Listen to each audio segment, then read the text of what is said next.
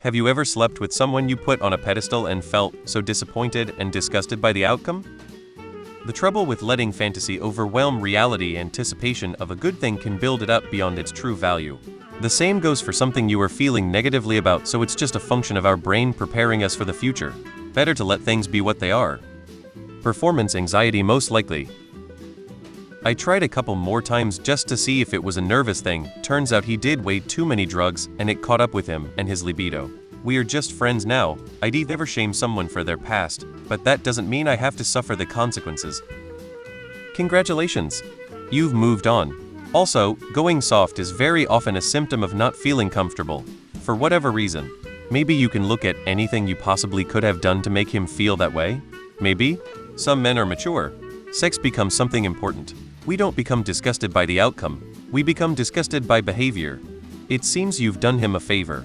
You can be assured it'll work fine for the right one and you're free. Congratulations! That sucks. But please don't idolize anyone. Be well. I hooked up with my boyfriend for the first time a while ago. Was supremely disappointed the first time, sort of for similar reasons. Second time sucked too. I was considering breaking up with him. Gave him a third try and he was awesome. I'm infatuated again. It could be what medications he is on. My husband was struggling maintaining hardness because of his happy head pill. He told me he doesn't give a shit about his hair if he can't fuck. He might have just been nervous since this was a long time coming and you had amazing chemistry in real life. He might have just put a lot of pressure on himself to make the moment good. Maybe you could try again and see if the same thing happens? Have an open conversation about whether or not this happens to him often? For next time, maybe vet sexual chemistry earlier if it matters to you a lot. Not necessarily first date or anything, but maybe don't wait a year after you're already emotionally overinvested. Kinda. I have slept with guys I thought I had an intense emotional connection with, and then it wound up being very underwhelming. I'd give I would say I put them on a pedestal though. How do you mentally get past the taste of disgust? I'm keeping everyone I could like at arm's length, so that there is no taste of ash. He was definitely overthinking it and got nervous. Performance anxiety, and I'm sure he also felt your disappointment. Energy never lies. Sex was the final straw in me ending an almost year-long situation. He talked up such a big game before it ever happened. Minimal foreplay, maybe a total of 4 minutes for everything. He was definitely a bit embarrassed, and I reassured him.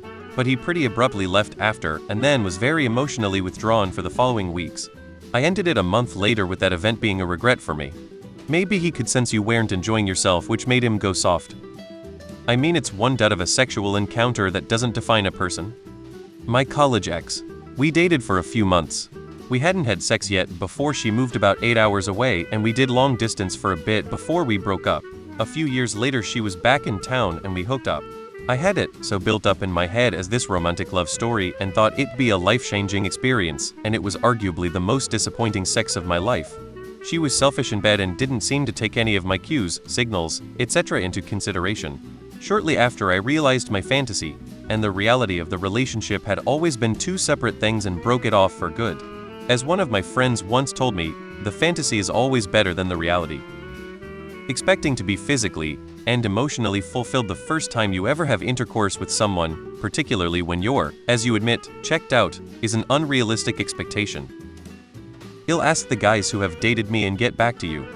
The guy was probably also under pressure, because if the sexual chemistry does not match, it's probably not going to work out. Why did you guys spend time together for a year and only have sex now? In my experience, sex gets better in time when you learn each other.